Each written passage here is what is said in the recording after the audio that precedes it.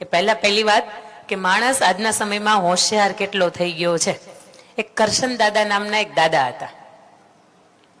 એ દાદા અહીંયા બેઠા હોય તેને લાગુ નથી પડતું એ કરશન દાદાને હું ઓળખતી નથી ભાઈ. એટલે પછી એવું નહીં કેતા બેન આ કરશન દાદાની જ વાતો કરે છે. એટલે કરશન દાદા એક એવું પાત્ર એમાં ગંગાબાનું નામે લઈ શકું હું. કરશન દાદા નામના એક વ્યક્તિ આખી જિંદગીમાં ખૂબ મૂડી કમાયા, ખૂબ કમાયા.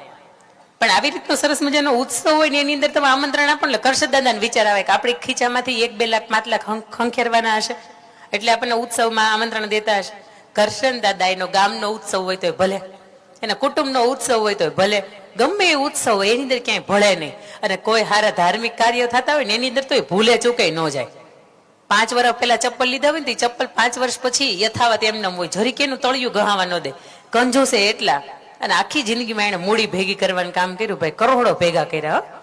અને આખી જિંદગી પૂરી થઈ ગઈ ને પછી સમજાયું વાપર્યા તો નહીં પણ હવે વાપરી શકે ને એટલી જિંદગી બાકી નથી રહી. અને બરાબર થોડા દિવસોના અંતરની અંદર ભગવાન એને લેવા માટે આવે છે. ભગવાનને પૂછે છે, હવે સમજો કરશન દાદા ને ભગવાન એકબીજાને વાતો કરે છે. ભગવાન એવું કે કરશન દાદા હાલો અવધિ પૂરી થઈ ગઈ. તો કે ભગવાન મેં એવું સાંભળ્યું છે કે જે ખરાબ કર્મો કરે એને યમ લેવા આવે અને જે સારા કર્મો કરે એને ભગવાન તમે ખુદ લેવા આવો. ભગવાન કે હાવ સાચું સાંભળ્યું છે. ભગવાન બેહો આપણો કણબી ને ઈ કરશન દાદા આપણે કણબી હતા એટલે ભગવાનને કે મહેમાન ગતિ કરો તમે બેહો પેલા, પછી આપણે હમણાં આર જ જવું છે. ભગવાનને બેસાડે, ચા પાણી પીવો. ભગવાન કે ના એવો ઋણમાં ન બાંધો, વળી મારે ઋણ તમારું ચૂકવવું પડશે. ના કે તમારે ચા પાણી પીધા વગરનું જવાય નહીં. ભગવાનને બેહાડા, ચા પાણી પીરે, એની સરસ મજાની ખાતરી કરી, એના ચરણ ધોયા. પછી હજી ભગવાનની યાર વાતચીત કરે છે. ભગવાન મેં એવું સાંભળ્યું છે કે આખી જિંદગી પૈસો ખૂબ કમાયા હોય, ભલે કે દાન ન કર્યું હોય, પણ કોકની સામે અન્યાય ન થવા દીધો હોય અને કોઈની તમે પીડામાં સામેલ ન થયા હોય, કોઈના દિલે ન દુભાવ્યા હોય, આવું હોય તો તમે એને મનુષ્યનો અવતાર આપો. ભગવાન કે હા હાવ સાચી વાત છે. ભલે ને દાન પુણ્ય ક્યાંય ન કર્યું હોય પણ એને કોકના દિલ નો દુભાવ્યો હોય ને તો આ માણસોને હું ફરીથી માણસનો અવતાર આપો. કરશન દાદાને મજા આવી ગઈ. કરશન દાદા એવું કે ભગવાન તમે એટલું કહી શકો મારો જન્મ ક્યાં થવાનો છે? ભગવાન કે હવે વધી જાય છે, થોડીક હારા રીતે બાંધી, બધી વાત સાચી પણ આટલું બધું અંગત તો. ભગવાન ખાલી આ એક સવાલ છેલ્લો, પછી આપણે બેન હાલો હાલતા જ થવું છે. ભગવાન કે હારું હાલો વાંધો નહીં, તમે પૂછ્યા છે ને તો તમારા આગ્રહવશ તમારી નામની મેં ચા આપી દી છે ને એનું ઋણ રહી ગયું છે હું કહી દઉં. ભગવાન એને કહે છે કે તમારા કુટુંબમાંથી પેલા અનિલભાઈના દીકરાની વહુ આણું ગઈ છે ને એને ત્યાં 3 દિવસ પછી એક સંતાન નાનું થવાનું છે અને તમારો જન્મ તમારા જ કુટુંબમાં થવાનો છે. અને કરશન દાદાને જે મોજ પડી ગઈ. કરશન દાદા કે ભગવાન હવે 1 જ મિનિટ ખમો, હું આવ્યો. રૂમની અંદર જાય, એમાં વસિયત નામું લખે અને દાદાને ખબર પડી ગઈ હતી કે કરોડો કમાણા પણ આપણા સંતાનો વાપરે ને આવા ઈ છે નહીં. આપણે જે હાથ પેઢીનું ભેગું કર્યું છે ને આ 3 દીમાં પૂરું કરી દે આવા આપણા પાયકા છે. તો શું કરવું જોઈએ? દાન દેવામાં તો જીવ ન હાલે. વસિયત નામું તૈયાર કર્યું, એમાં લખ્યું કાઉન્સની અંદર કરશન દાદા લખે છે કે 3 દિવસ પછી અનિલભાઈ ના દીકરાને બહુ આણું ગઈ છે ને એની 3-4 દિવસ પછી જે કોઈ સંતાન નાનું થાય ને અમારી જેટલી પણ મિલકત છે ને બધી એના નામ ઉપર કરતો જાઉં છું. અને પછી કરશન દાદા બહાર નીકળે ભગવાનને કે હાલો. અને હવે એને જવામાં કાંઈ વાંધો નતો. પણ સાહેબ મારે આપને એ કેવું છે કે ઈશ્વરની કૃપાથી આપને ઘણું બધું આપ્યું હોય અને આપને છેલ્લે સમજાય કે મારી પાસે ઘણું હતું પણ કોકને હું આપી ન શક્યો, કોકના પેટ ઠારી ન શક્યો અને કોઈ ભક્તિના કોઈ ધર્મના કાર્યો થતા હતા ને એની અંદર હું મારા એક નામની આહુતિ ન આપી શક્યો. અને છેલ્લે વિચારવાનું યા કરશન દાદા થોડા ભાગ્યશાળી હશે, ભગવાનને એને સમય આપ્યો. બાકી આપણે હોઈ છીએ તો આપણે હવારી નથી પડતું. આપણા નામનું ક્યાં હંગરું છે, ક્યાં ડાયટું છે, ક્યાં કેટલી મિલકત પડી છે, જય સીતારામ કાંઈ કોઈને ખબર નથી. અને ઈશ્વર આવો સમય આપે ને એની કરતા ખુલ્લા હાથથી થોડુંક આપતું રહેવું. અને દાતાશ્રીઓ ગોવિંદભાઈ 2 રીતના હોય. એક દાતાશ્રી એવા હોય કે નામ લખાવીને ભાગી જાય કે તામાં ઉત્સવ હતો અને મારી બાજુવાળા એમ ઠોહો માર્યો હતો એટલે લખાવાઈ ગયું પણ આપણી પાસે કઈ છે નહીં.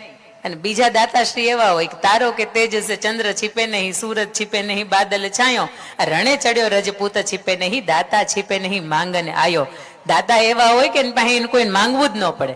અને અહીંયા જેટલા પણ દાતાશ્રીઓને તમે સન્માન જોયે ને મને એટલી ખબર છે કે દાતાશ્રીઓને ખાલી એક જ વખત કીધું હતું કે આપણો આ ઉત્સવ છે ને એની અંદર તમે તમારા તરફથી હું આપશો.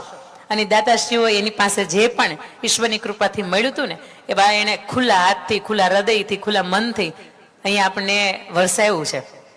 આ નાનકડું ગામ ને એની અંદર 2-2.5 કરોડની જયારે દાનની જાહેરાત થાય ને ત્યારે ગૌરવ લઈ શકાય ને, ગર્વથી કહેવાય કે મારું પિયર થલોટા છે. આ કરોડોની અંદર દાન ભેગું થવું એટલે દાતાશ્રીઓ એમને તમને નથી મળ્યા. અને દાતાશ્રીઓ જયારે અહીંયા ઉપસ્થિત હતા ને તમે કોઈ તાલી નથી પાડી ને એટલે મેં એક વખત તાલી પડાવી, પણ એમના હૃદયની અંદર તે બીજો પરોહ રહે ને કે નહીં અમે ઈશ્વરની કૃપાથી થોડુંક આપ્યું છે. માત્ર એ શાલ ઓઢવા માટે કે માત્ર માતાજીના મૂર્તિની મંદિરની જે પેલી તમે ટ્રોફી બનાવી એટલા માટે નથી આપ્યું, કે એના માટે તમે વાહવાહી કરો એટલા માટે નથી આપ્યું.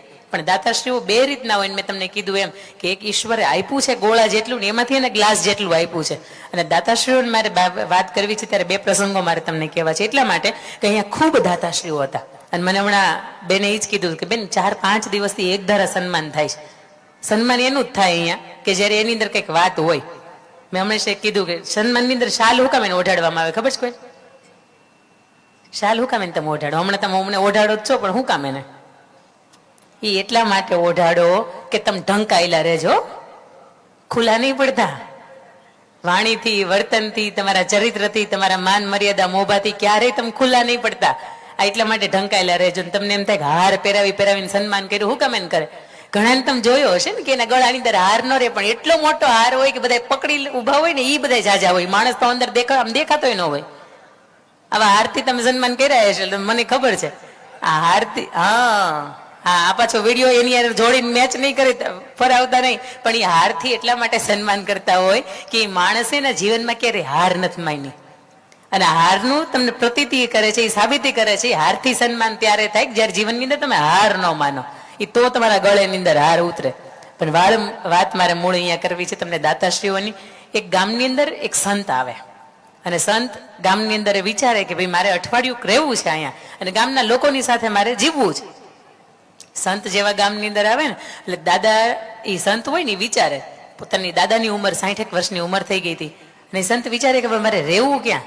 અને બરાબર એક કરિયાણા વાળાએ દુકાનનો ઓટલો તાજો બનાવ્યો હતો અને 6x4 નો એ ઓટલો હતો ને વિચાર્યું કે અહીંયા આપણું બેઠક બરોબર થાય એમ છે.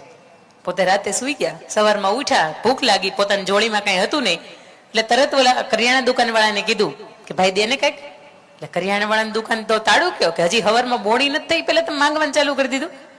આખો દી ને રાહ જોઈ કે હમણાં જાય અહીંયાથી જાય, પણ સંતે તો ત્યાં બરાબરની બેઠક જમાવી હતી, ત્યાંથી જ્યાં ગયા નહીં.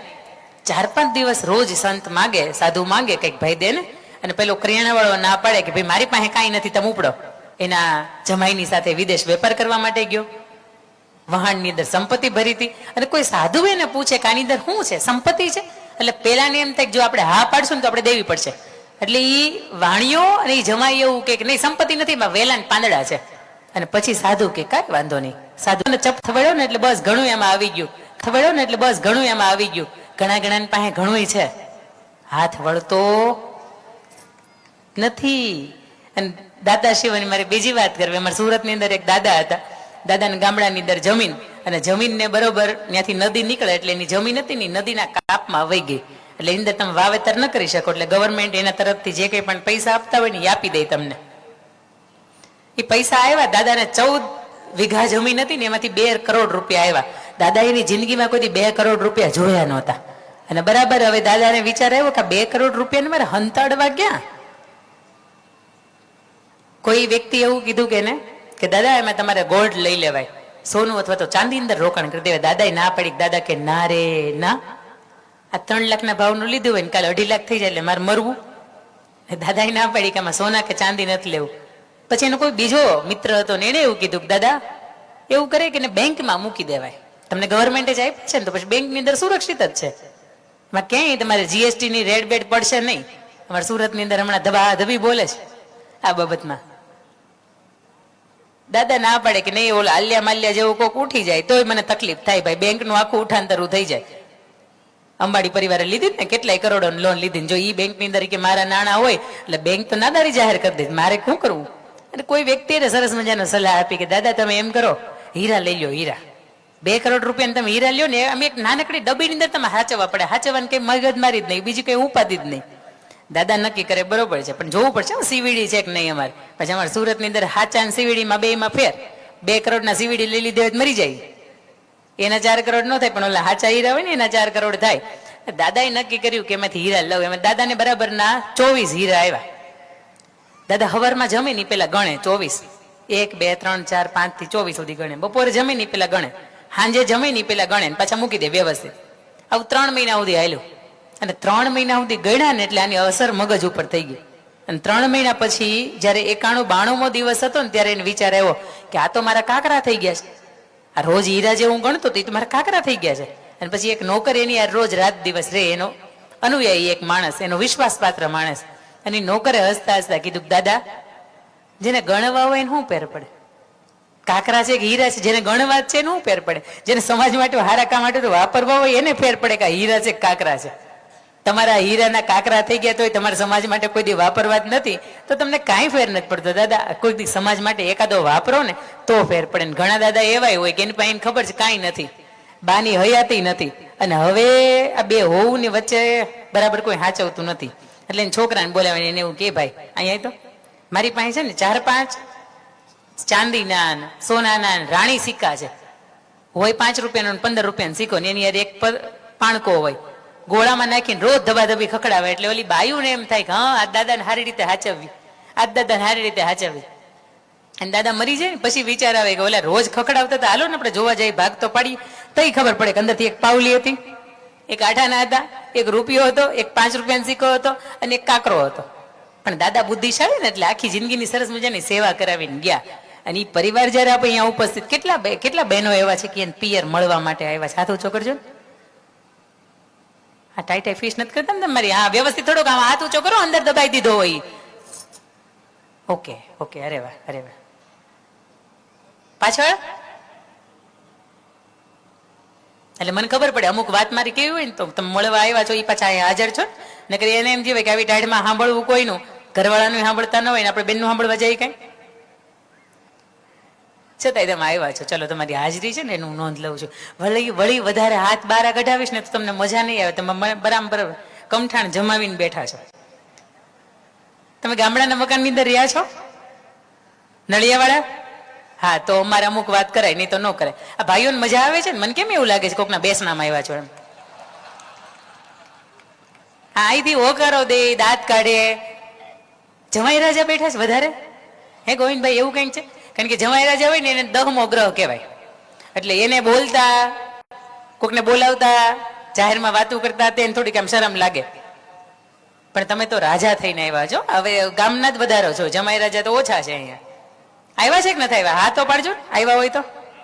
હાલો આવ્યા છે, વાંધો નથી. અમુક વાતો એને લાગુ પડે જ ને. પછી મેં તમને કીધું હતું એમ કે પેલા બા બેઠા ત્યાંથી લઈને છેલ્લા સુધીમાં કોઈ બાકી નહીં રહે, લગભગ દરેક સંબંધની વાત આવી જતી હશે.